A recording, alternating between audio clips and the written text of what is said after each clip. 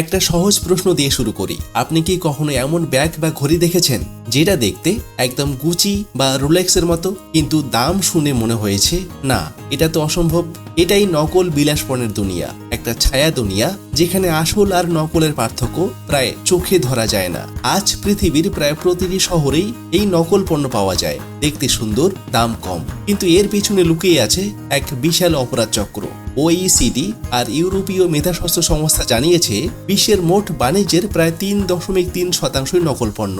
এটা মানে দাঁড়ায় প্রতি বছর প্রায় 500 বিলিয়ন মার্কিন ডলার নকল জিনিসের বাজারে ঘুরে বেড়ায়। ভাবুন একবার, একটা অর্থনীতি যেটা পুরোপুরি অন্ধকারে কিন্তু আকারে প্রায় বিশ্বের সবচেয়ে বড় কোম্পানিগুলো সমান। এইসব নকল পণ্য তৈরি হয় কোথায় জানেন? মূলত চীনের গুয়াংঝু, ভিয়েতনাম, ভারত, থাইল্যান্ড আর তুরস্কে। এখানে অসংখ্য গোপন কারখানা চলে যেখানে কাজ করে হাজার হাজার শ্রমিক। তাদের অনেকে জানেও না তারা আসলে কি বানাচ্ছে। তাদের কাছে এটা শুধু কাজ।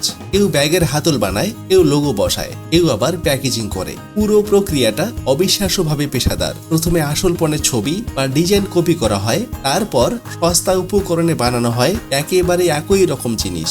সব শেষে বসানো হয় ব্র্যান্ডের লোগো, যেটা দেখলেই মনে হয় এটা নিশ্চয়ই আসল। তারপর এই নকল পণ্য চলে যায় অনলাইনে, ecommerce site, social media page, এমনকি বন্ধ হোয়াটসঅ্যাপ গ্রুপেও। ছবিতে আপনি দেখছেন আসল জিনিস, কিন্তু হাতে পাচ্ছেন নিখুঁত কপি। ক্রেতারা ভাবে দেখতে তো একই, দামও অর্ধেক, কিন্তু তারা বোঝে না এই টাকা আসলে কোথায় যাচ্ছে।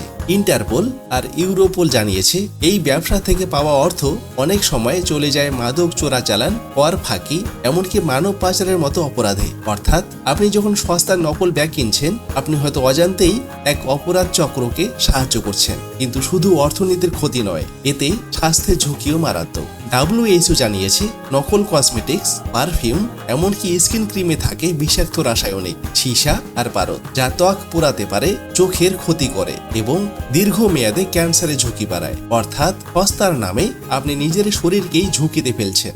এখন বড় ব্র্যান্ডগুলো এই সমস্যার মোকাবিলায় প্রযুক্তির আশ্রয় নিচ্ছে। লুই ভিটন, গুচি, চ্যানেল, তারা পণ্যে দিচ্ছে QR কোড আর ব্লক চেইন ট্রেকিং সিস্টেম, যাতে ক্রেতা স্ক্যান করলেই জানতে পারেন এটা আসল না নকল। কিন্তু নকল শিল্প শিখে ফেলেছে খেলা। তারা এখন ব্যবহার করছে 3D প্রিন্টিং, যার ফলে নকল আর আসলের পার্থক্য বোঝা আরো কঠিন হয়ে পড়েছে।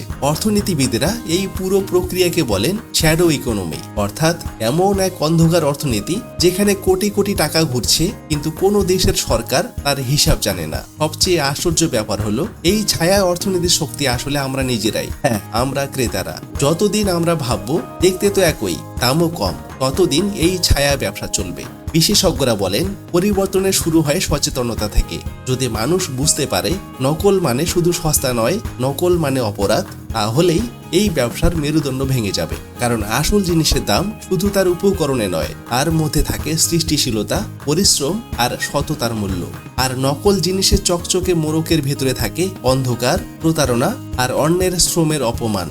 তাই পরের বার অনলাইনে যখন দেখবেন অবিশ্বাস্য কম দামে রোলেক্স বা গুচি, একবার থামুন, ভাবুন আপনি আসল স্বপ্ন কিনছেন না এক অপরাধের অংশ হচ্ছেন।